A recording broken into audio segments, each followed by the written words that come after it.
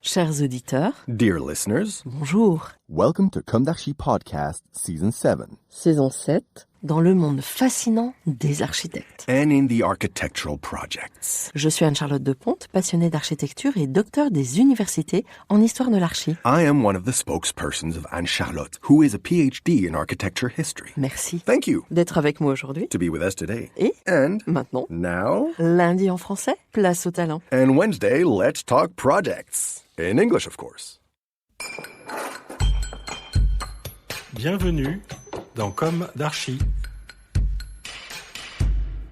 Dear listeners, welcome to the summer 2026 edition of Comme d'Archi, featuring a select few previously unseen French castles. I'm Esther. It's a pleasure to meet you again. This year, Anne-Charlotte has entrusted me with writing the piece that kicks off these summer months. Today's focus is on a castle that played a pivotal role in the history of the conflict between the Dukes of Brittany and the Kings of France. A castle that is still inhabited, where a noble young lady was once imprisoned in a high tower, and where a poetess, a knight of the French Legion of Honor, once lived.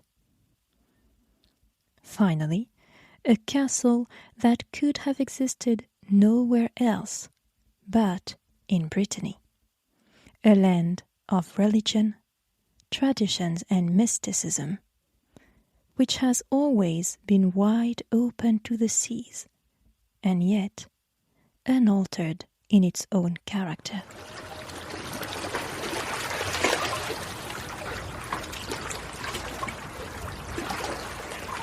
Perched on a rocky outcrop overlooking the Oust Valley in Morbihan, the Château de Josselin embodies the richness of Breton architecture and the memory of a turbulent past. Of the triangular bastion, which included an imposing keep and 9 cylindrical towers, only a single isolated tower, known as the prison tower, and 3 towers integrated into the main building remain. The main building evokes the castle's 1,000-year history.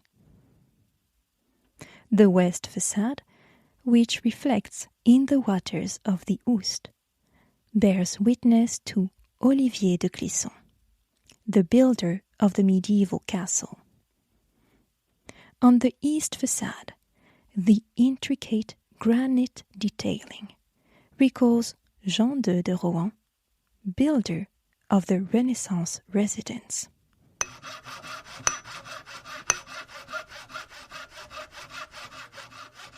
According to some, the history of the Château de Josselin began in 1008 with Viscount Guétenoc de Porhoët. We quote from the Cartulary of Redon Abbey, a register containing the title deeds or temporal privileges of a church or monastery.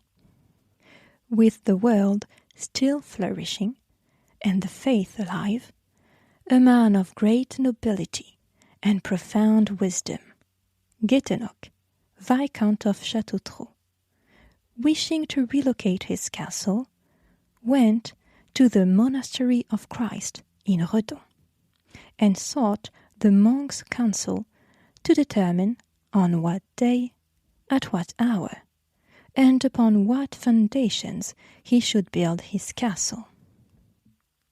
Now, they replied that Christ is the foundation of all good things, and that anything resting upon him cannot be destroyed.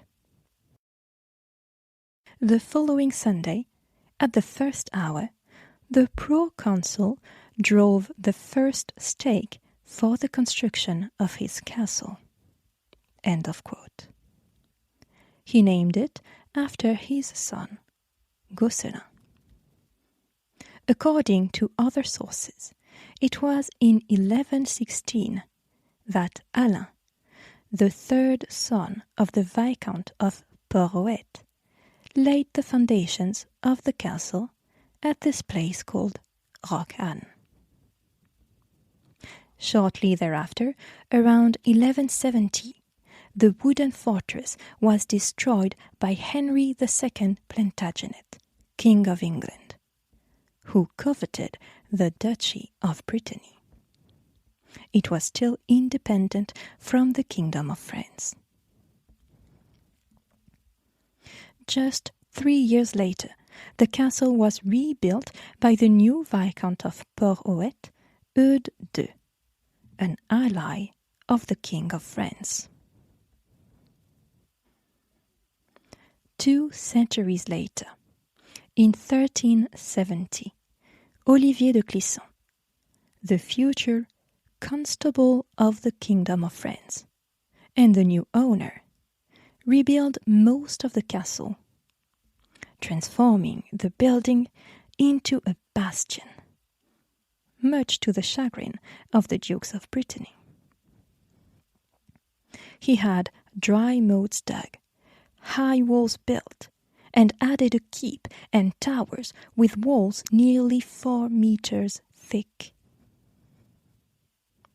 The keep, now lost, measured 26 meters in diameter and 32 meters in height. The grey granite fortress then formed a triangle 60 meters deep. The river-facing façade, still visible today, features 3 slender round towers with bartizans and slate roofs. They are connected by curtain walls topped with corbels, wall brackets that support Breton machicolations. The main building is set against the curtain wall. The ramparts are pierced with arrow slits and embrasures.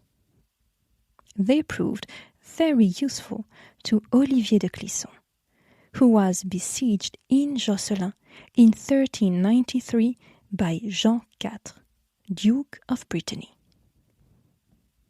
The conflict, though sometimes interrupted, did not cease even upon Clisson's death in 1407. His son-in-law, Alain VIII de Rohan, then inherited the castle. In 1488, the fighting resumed.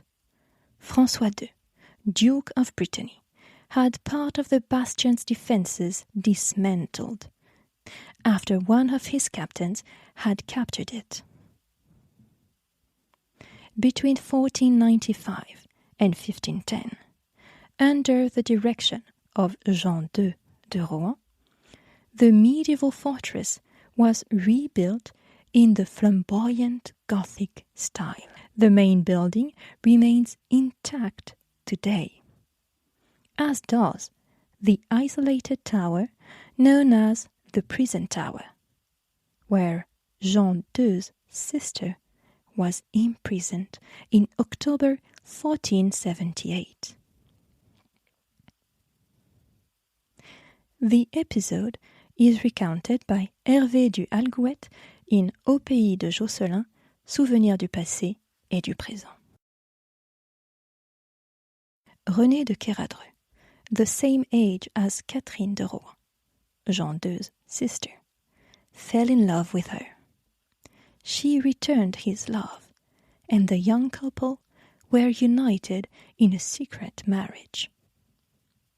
The Viscount of Rohan, having learned of this, and considering himself wronged in his rights as head of the family, and in his authority as suzerain, had his sister imprisoned in the large tower, isolated from the castle. René de Kéradreux was imprudent enough to come and join Catherine de Rohan in her prison at night. Jean de Rohan learned of this and stationed 3 of his men at the foot of the tower. No sooner had René crossed the threshold of the tower than the hidden men pounced on him and slaughtered him, before the eyes of Catherine de Rohan, who was leaning out a window, drawn there by the cries and the clang of weapons. End of quote. For this murder, Jean II was imprisoned and his property seized. But he was released only 5 years later. After all, he had not struck the blows himself. It was after this episode and the destruction of the upper part of the defences that Jean II rebuilt the Château de Josselin, particularly the main building.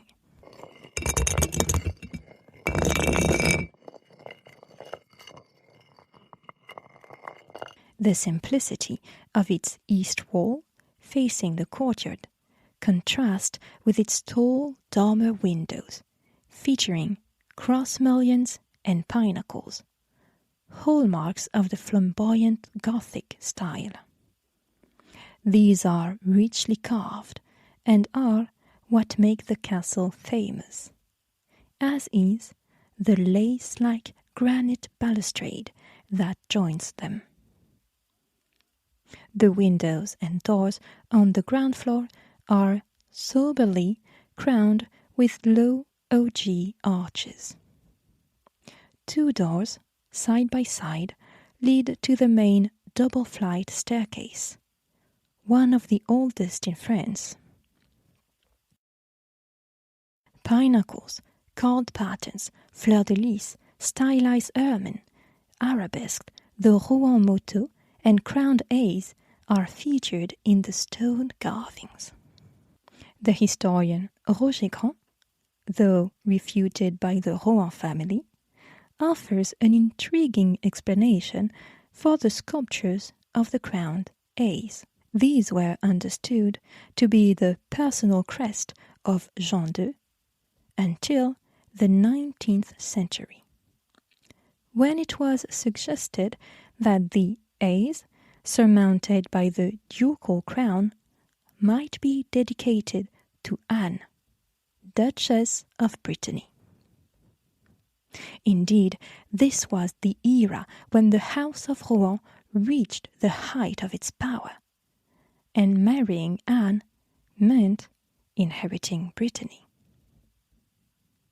However, she was married to the King of France, and, as if to recall his disappointed hopes for marriage, Jean II de Rohan is said to have lavishly scattered the initial of Anne alongside his motto, A+. The latter, carved on the balustrade and framing the dormer windows, reflects the ambition and fervour of the Rohan.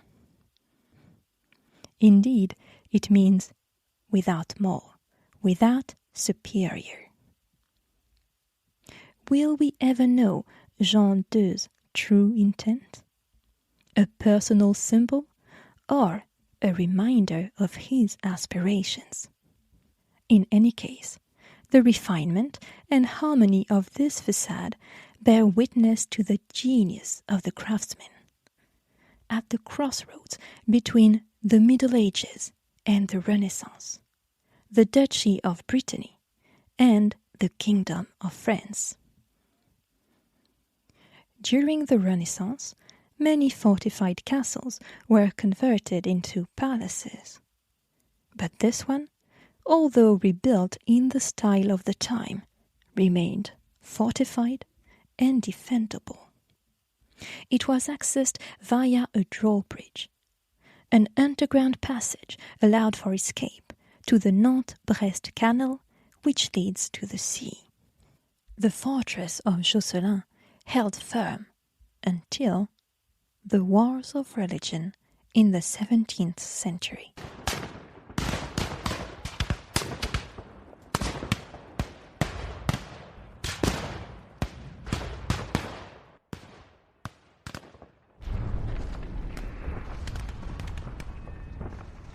The Rohan were Protestants.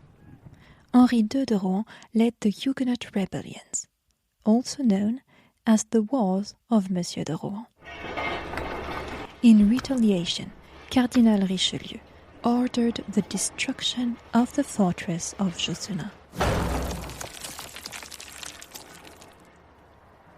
In 1629, the eastern section, comprising the main keep and 3 towers, was demolished using explosives. The keep was so sturdy that it took nearly 2 weeks to blow it up. The castle was still standing, but indefendable. That was enough to satisfy Richelieu. Later, in March 1793, the Republican authorities moved into certain apartments, converting the rest into a squalid prison, barracks, and military supply depots. It was not until November 1814 that the Château de Josselin and that of Pontivy returned to the Rohan family. Of their vast estates in Brittany, only these 2 fragments remained. Used without any regard for maintenance since the Revolution, the Château de Josselin was in a state of neglect. It remained so until 1835, when preservation work began, led first by Charles-Louis Josselin, Duke of Rohan, and then by Alain de Rohan, the great-grandfather of the current owner, Josselin de Rohan. The exterior was restored, and the interior was almost completely refurbished. Over the years, several restoration projects have been carried out, and continue to be carried out today, while respecting the original traditions and techniques.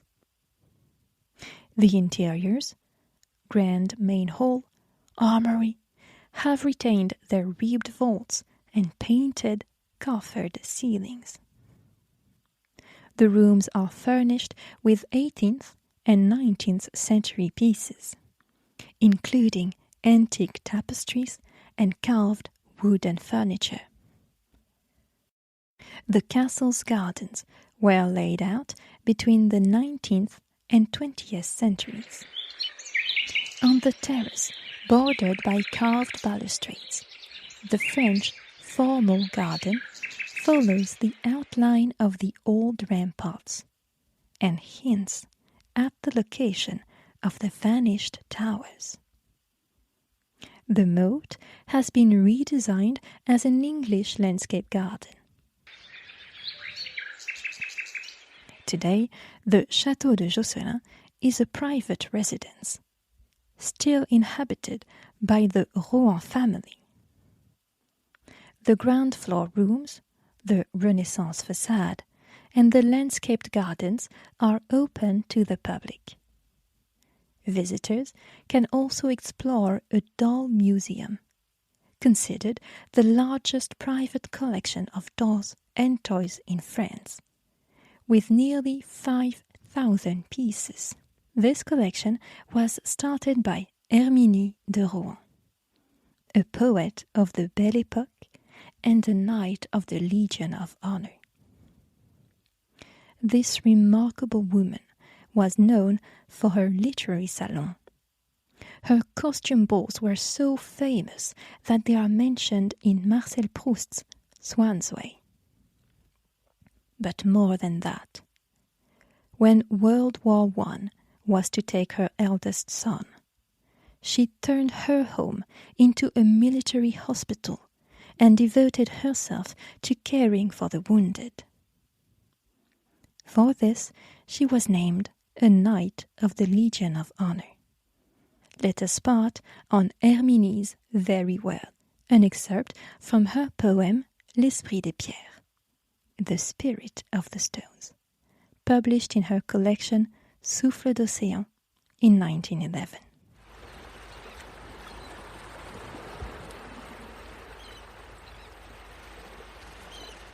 In Josselin, I watch over my safety.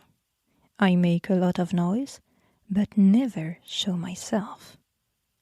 Knowing that a white ghost, once it appears, is lost. I sound and I chime the clock and the bell and the watch.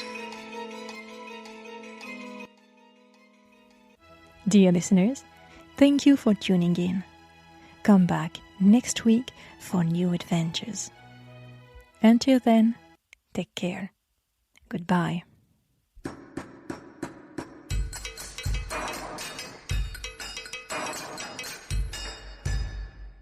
Thank you for listening. Don't forget to tune in to our previous content on Instagram at Comme d'Archi Podcast. If you like it, make sure to promote the podcast by giving it 5 stars on Apple Podcast and adding a comment, or on any of your favorite podcast platforms.